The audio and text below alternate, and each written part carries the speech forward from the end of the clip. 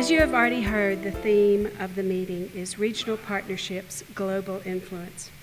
Our next speaker, Ambassador Gary Doer, represents one of our most important international cooperative trading partners, Canada.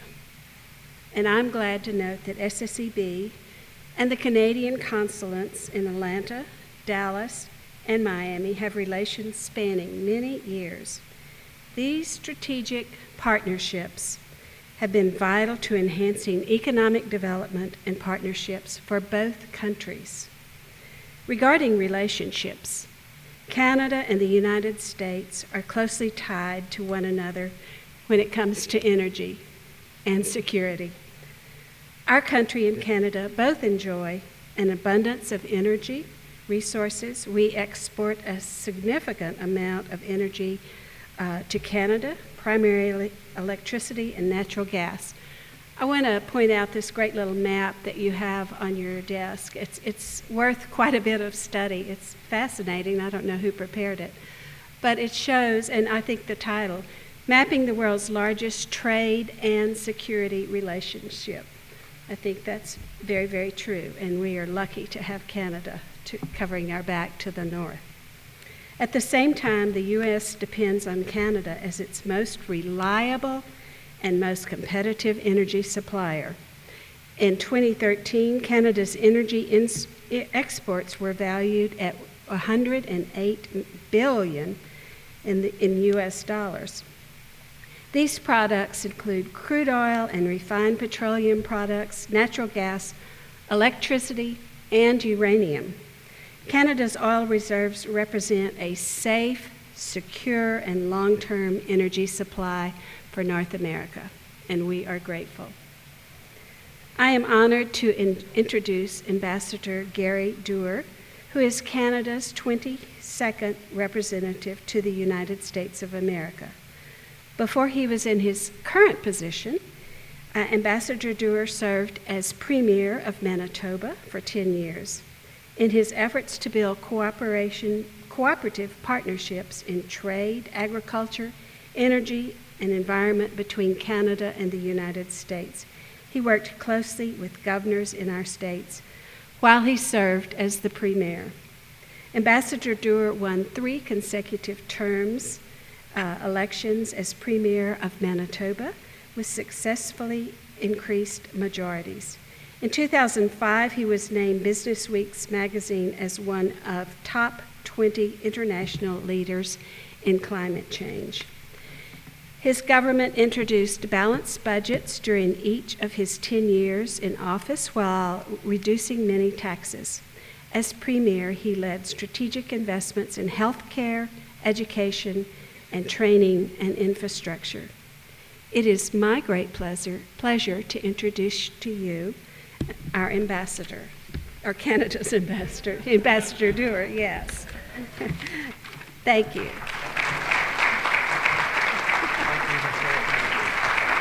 Well, thank you very much. Representative Crownwater, thank you very much. Thank you very much. I promise as ambassador I will not take a position on Auburn and Alabama here in this great state. I learned that early on. Actually, as a former premier of Manitoba, don't get in the middle of some of this competitive rivalry that's so exciting here in many of our states. I want to thank the representative from Texas for that kind introduction. When I was premier, which is the same as governor, so a lot of the words about states, provinces, governors, premiers would be, I would rather support them that were made earlier by Governor Bentley. But I remember Governor Perry giving me a rough time because he had discovered that my province, Manitoba, was the largest consumer on a per capita basis of Slurpees of any jurisdiction in North America. Now, thankfully, I had really, really good staff, and I didn't know he was going to say that, but I noticed that Texas was the largest consumer on a per capita basis of Crown Royal, which was made in my home province of Gimli, Manitoba, and so I was able to have a good rebuttal. But now as ambassador, I find that it's easier to get Crown Royal in a pipeline to the Gulf Coast than it is to get oil. So we keep working on it. We keep working on it, and we'll get there. I'd like to thank the southern states and their energy board again for the opportunity to meet with you. Alberta, which is represented here, is part of the sponsorship along with Canada. We have Louise Blais here, our new head of mission in Atlanta for some of the southern states, and we're going to have Paula's going to leave us in Texas as well, but we'll have a transition going on, but I'm sure you'll find our continued professional relationship with you very, very positive. It's interesting, too, when we talk about Canada-U.S. energy, right here in Mobile, Alabama, the ARC terminal is receiving oil from the Bakken, which is North Dakota, Montana, and from oil from the oil sands in Canada. We in Canada are the United States' largest customer on trade. We buy more goods from you than the whole European Union put together. But we've been allies since the War of 1812. We both claim we won the War of 1812. Canada did win that war on the northern border, but I know you'll be celebrating Colonel Jackson soon in New Orleans, but you notice that old song, "We fought the mighty British in the town of New Orleans, not the mighty Canadians." I want to make that perfectly clear in these celebrations. And I say we've been allies because it's very important today to recognize that we worked together in the First World War, the Second World War, the Korean War, Libya. We're transitioning out of Afghanistan together, and we're confronted with international security issues as allies every day. We support the NATO meeting that took place in Wales just a couple of weeks ago to deal with Crimea and Russia and the invasion of that region. And we also note that we're dealing with domestic and international terrorist threats represented by ISIL and ISIS and Al-Qaeda, and we work together 24 hours a day, 7 days a week. Some of the media say to me, "Oh, you must be spending a lot of time on a pipeline." Well, I've spent some time on it, especially when the media ask me questions about it. But we're spending more time on trying to keep our world safe together as allies and spend more time trying to keep our neighborhood of North America safe by managing risk before it gets to our borders, before it gets to North America, before it gets to our communities. And so we are working 24/7 together with the law enforcement agencies on both sides of the border and on working together on being united against terrorist threats to our neighborhood of North America, and being united with the United States and taking on the barbaric terrorist behavior that we just saw witnessed with the unfortunate and regrettable deaths that were conducted against 2 American journalists that were taken hostage. So I just want you to know we continue to stand shoulder to shoulder with the United States against these terrorist threats, and we will continue to do so wherever they will exist. So I just want you to know that.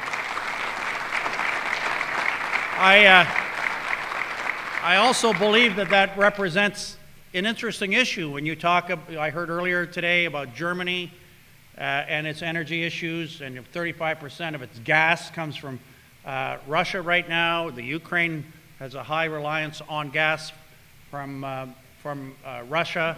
Many European countries do.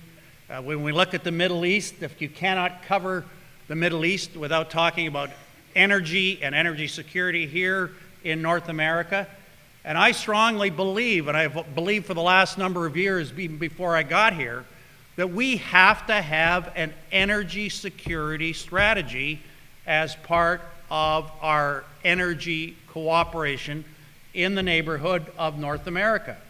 We actually have the ability to have energy independence in the next 5 years if we act effectively on 4 elements of energy and environmental policy. And we do so not as we see today where it's a battle, and I think we talked about it last night, a battle of one-trick ponies for and against, but we have a broader action vision that allows us to achieve sustainable energy development in a way that has energy independence in Canada, United States, and Mexico, and I believe we can do it. We've talked about it. We've thought about it. We have, ever since I think Richard Nixon was the President of the United States, and I believe we have the elements to do it. What are those elements?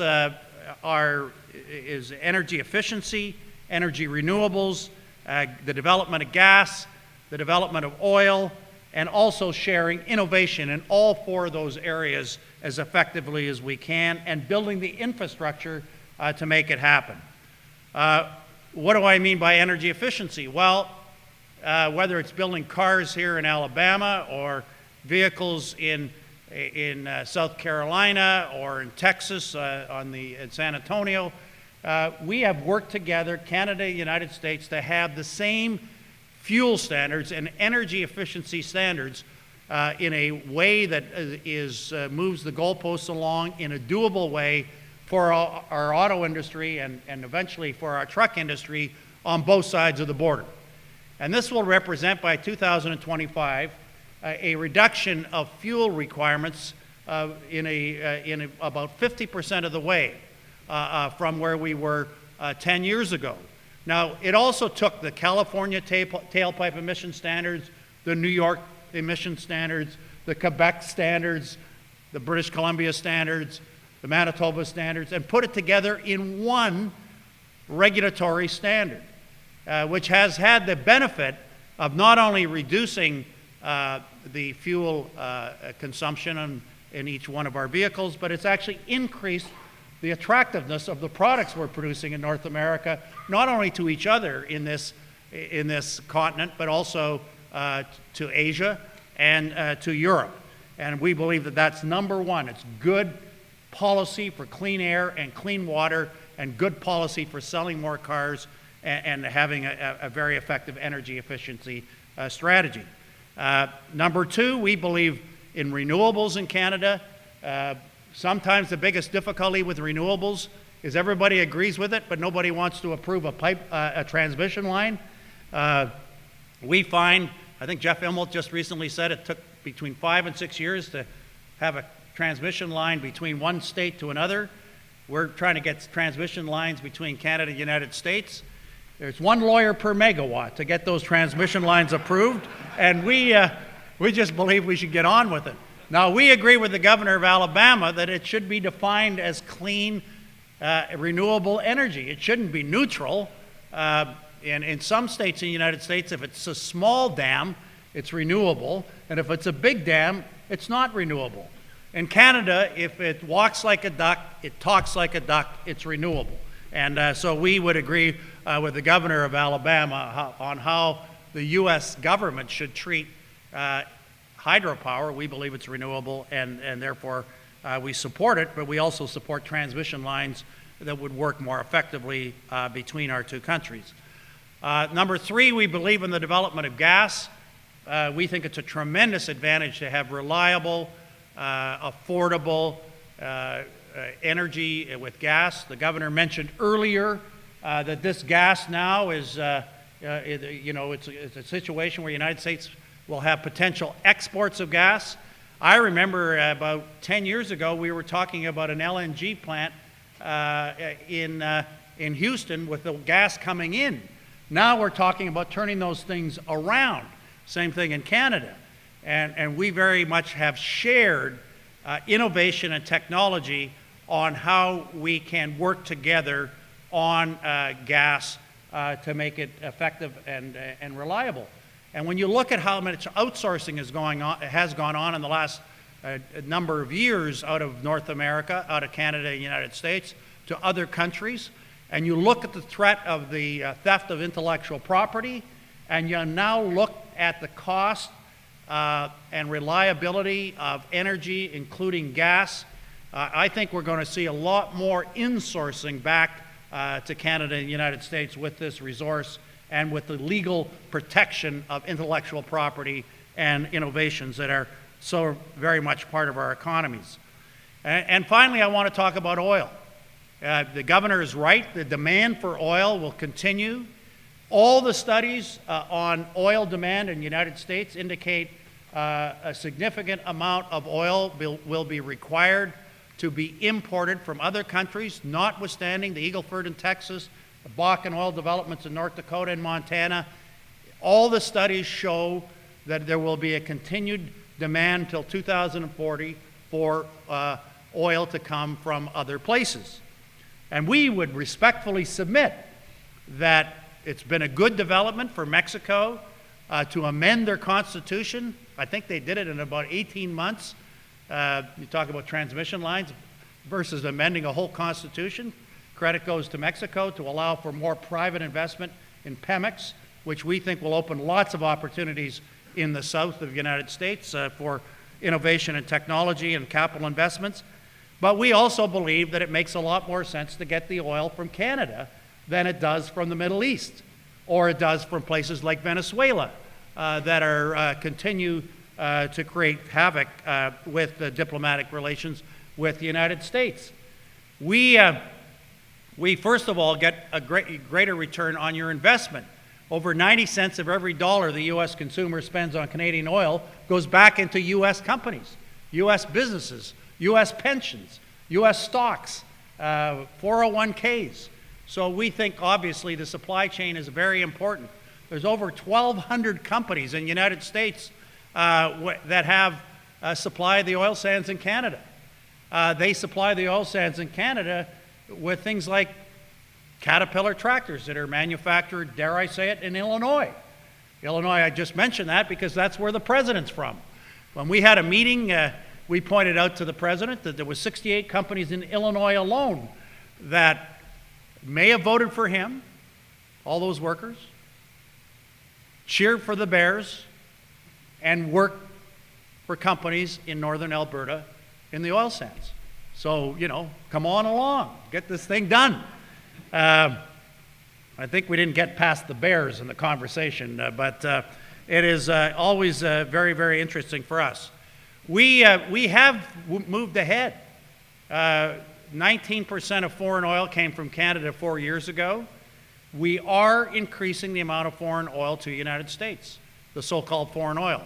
T. Boone Pickens says, that's not foreign oil. I made a lot of money in Calgary with that oil. I don't consider it foreign at all.